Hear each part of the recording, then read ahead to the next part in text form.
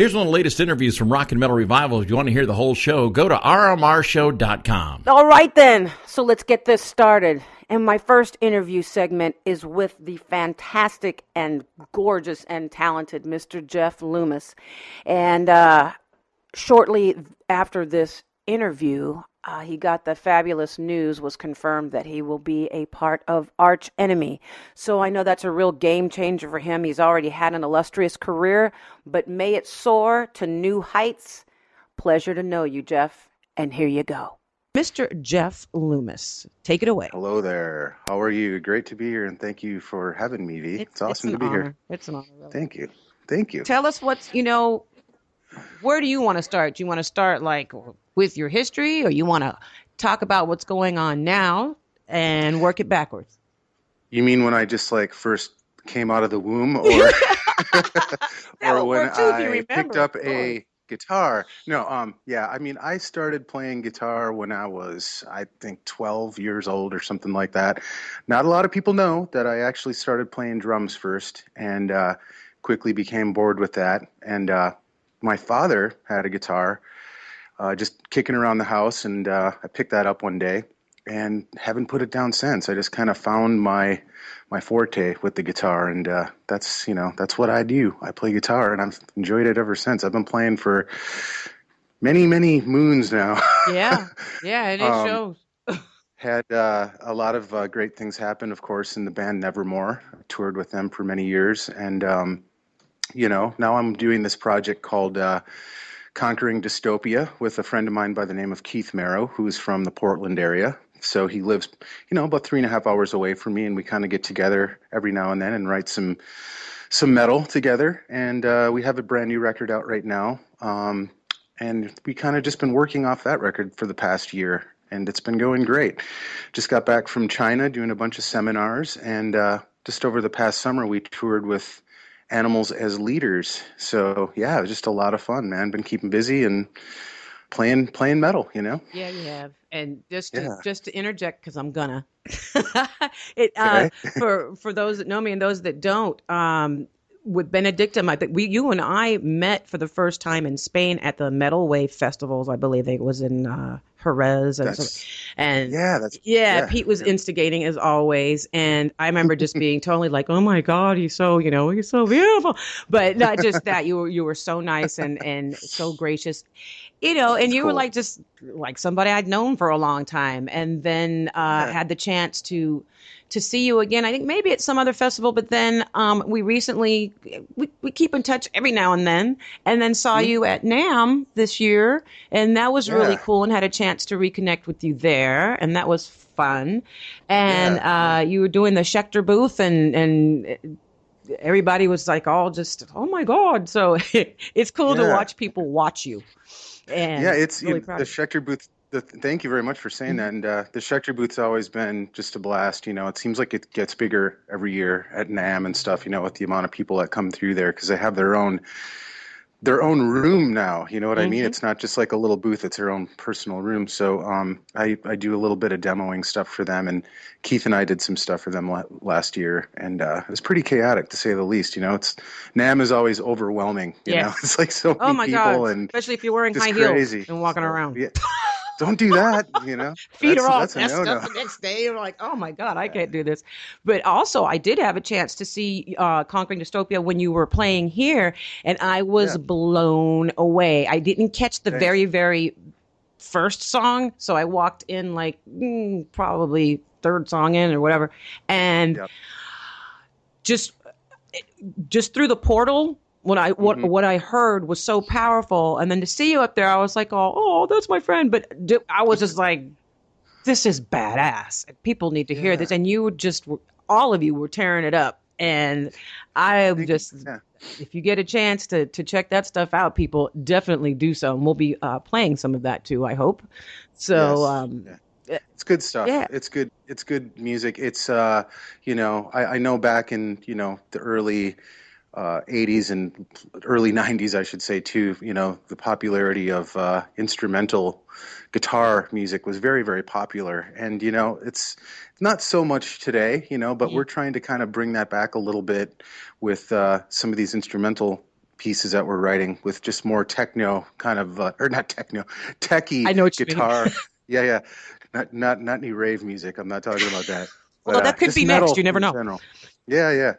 So yeah, we just try to write, what our hearts are feeling, as far as that goes. And it's absolutely so much fun to write with Keith. He's just a great guy to write with. And it's a great group because two of the other members are also in other popular bands. Like the bass player, Alex Webster, plays with Cannibal Corpse. Right. And Alex Rudinger, the drummer, is probably the greatest drummer I've ever played with. I mean, he's incredible. He also has played with a band in the Faceless in the past. So just two awesome musicians as well that make this group the final thing, and it's just a lot of fun to do. So I'm really fortunate. And again, watching people watch you, because it is different. Being a vocalist, it is different watching how other musicians watch other musicians. So you can see the other, and it's that stance. And correct me if I'm wrong. Where they're like got the arms folded instead, and like checking you out to see what it is that you're doing. I know. As opposed to like really, although they're getting into the music, it's kind of funny to watch that, because I'll see that happen sometimes with Pete or with other band stuff, and you'll have your little gaggle of people that are like, I don't know if they're waiting for you to make a mistake because I can't read it. I'm like, are they waiting for you to mess up, or are they just like so intrigued, like, checking it with this look like? I think it's, you're right. I think it's like a little bit of both there. Yeah. You know what I mean? There's the fan that's there that, that's obviously there to watch you play, but then there's also probably the musician. Yep. That's usually the guy or girl with their arms crossed, Mm-hmm. like, yeah, they're doing that. Well, I can do that better, But so that kind of brings on more of the, kind of like you have to play your best every night and just be on top of your game, So that particular night, that was funny because we were having the night that you mentioned you saw us play, right. We were actually having some technical difficulties on stage, and oh wow, yeah. But maybe you didn't notice. See, but we now that's a true artiste. If you could pull that stuff off, you just keep rolling and nobody knows, then you got to. Yeah. It happens, Mm-hmm. It's like something you got to get used to. But other than that, just keeping busy with that band, and just, I spend most of my time, a lot of people ask me if I spend my whole day practicing guitar. I really don't do that anymore. I mean, I get a good hour in of warming up and stuff, but really most of my day is just, composing music. I have a lot of fun writing music now, and that's really what it's all about in the end. You don't want to be sitting in your room, practicing 12 hours a day. That's fun, but it's just not, it's not productive. You want to write music. That's what it's all about. So that's what I do. I just sit and compose different melodies and, write songs. Right. Yeah, you mentioned that you just got back from China, and I want you to take a deep breath, Jeff. It's okay. I'm not going to take up too much of your time. I drank too much coffee. I think you did. Damn I'm it. like, dude, it's okay. Yeah. I'm reading from a script. It's V. It's okay. You can talk with us. Just relax. But you had mentioned getting back from China. What was going on over there? Well, we were doing some seminars. Like Shanghai has their annual music expo, which is kind of like Anaheim's equivalent to NAMM. Okay. So we went over there and did some performing at the Schecter booth over there. And then we kind of did a mini tour, so to speak, of different cities in China that were sponsored by Schecter and a music store that's over there. So lots of fun, just kind of playing for fans of guitar music and, people that wanted to know more about Schecter guitars. Right. So basically we play our songs from Conquering Dystopia, but we also are demoing the guitars, like our personal signature guitars that we use, and talk about those as well. And we were over there for almost like 3 weeks. Yeah. So it was awesome. Yeah. So it was a good time. I mean, you don't just have to say that. I mean, it was cool. I mean, you weren't like worn out, or did you really enjoy it? And it was my third time over there, and it was absolutely an epic time for me. I, obviously met a lot of great new friends, and the food over there is really, really awesome. But that was going to be my next question. It's always about the food. The food is great. Yeah, it's all about sharing over there. You sit at a huge, huge round table that spins, and you have a variety and assortments of different foods that you share, and it's just incredible. It's really fun. So yeah, it was definitely an experience, and look forward to going back sometime soon again. Sweet. So. Well, I'm sure you will. And then speaking of food, if I may, because we've touched on this, I mean, you've done some changes in your life, which I'd like you to share with everybody too, because I'm sure people would like to know and might inspire other people as well. Well, I quit drinking 2 years ago. I'm a sober guy now. That was one big thing in my life that I changed, just something that I always had issues with in the past. So as of this November 18th, I will be 2 years sober. Congratulations. But thank you. Yeah. And I also eat a lot better. I try to eat, just take care of myself. Mm-hmm. You know what I'm saying? Yeah. Used to be kind of chubby. From past photos, you can see me that I'm just not doing so good. But I kind of, just take care of myself a lot more and just, focus on feeling good, Mm-hmm. and believe me, it helps me out a lot. And I just feel better and play better. And it's a good thing. Your head clearer and all that kind of stuff. I mean, other than the obvious, yeah. but just, okay. Yeah, it is. It just helps me focus on my instrument more and just pretty much dedicate my life to my music now, and that's it, and just my life in general, So yeah, that's what I do. Okay. Well, I know you were already aware of this, but you are so fortunate to be in that position. I know there's so many people out there with mass amounts of talent, but that don't get to do that. So I hope that every day you're aware of how wonderful position that you're in. And it's a great gift that you give to us as well. But just on that, humanitarian plane or whatever, it's you're just being grateful. It's a cool thing. Yeah. So. Yep. I feel blessed that, I am still able to do this after so many years. You know what I mean? Yep. It's like a lot of people after they turn 40, they're like, hey, it's just maybe time to do something else, or, because the music business is rough, Right. It is like, it's not the easiest thing in the world, especially, you never know when your next paycheck is really coming sometimes, Mm-hmm. you know what I mean? So living day to day, but like doing that and, I've just been really lucky to just do this for a long time, and I'm still doing it. So having a lot of fun, and who knows? I'll probably do it for 10 more years and see how that goes. I think you will. Yeah, I know. I certainly hope so. And you'll have I do too. the sponsored by Metamucil tour. Coming up in my pens wheelchair. and stuff, and we throw them out in the audience and everything. Hey, so I'll make you a deal. You like roll me out onto the stage in my wheelchair, and then we'll be friends for life. All right? I would do that for you. It's all good. And then if you need like some prune juice or anything, it would be on. So Sweet. it was Yeah. organic prune. Excellent. And all that. So don't worry.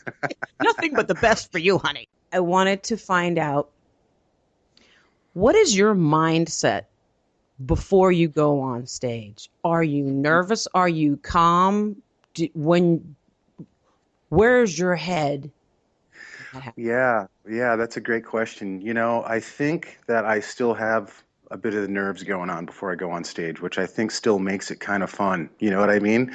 It's like that nervous excitement almost, if you will. And, I just try to warm up for a good hour, make sure the blood is flowing in the fingers, and play my guitar like for a good hour and kind of go over the set and just really be in that focused state of mind, But yeah, I still get nervous. It's unbelievable, I don't know why that is. I guess that's just my thing. But I'm a very shy person.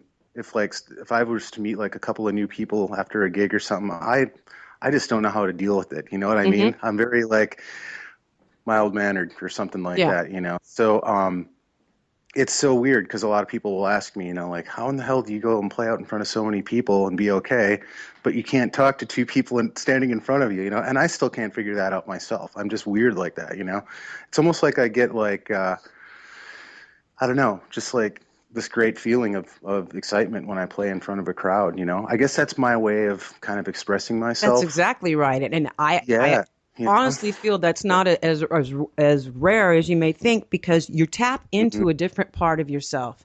Plus, playing the guitar is a tactile thing as well. And I think even on a subconscious and a physiological level as well, you're tapping into something else. And then there's that thing, and I know that it happens for a lot of people, not everybody, but when you hit the stage and it's like you're in the zone, and that is your world, and your universe almost slows down. I was just talking to, I think it was your friend Pamela Moore about the same thing. And it's like, whoa. And then when it's over, you have that, and then it's kind of like back to reality, and all the, not that you have them, but like all the insecurities or all the walls come back up, and that moment is over. And I think that for people such as yourself, where that is the case, that is what keeps it fresh. That's what keeps you going.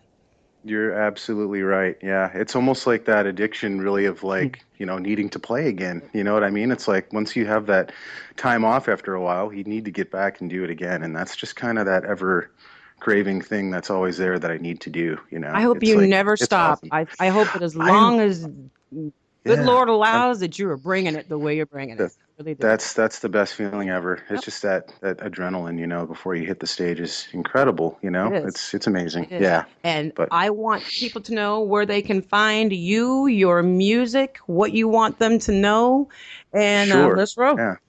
Yeah. Basically, you can check out any information about me personally on my website, Jeff-Loomis.com.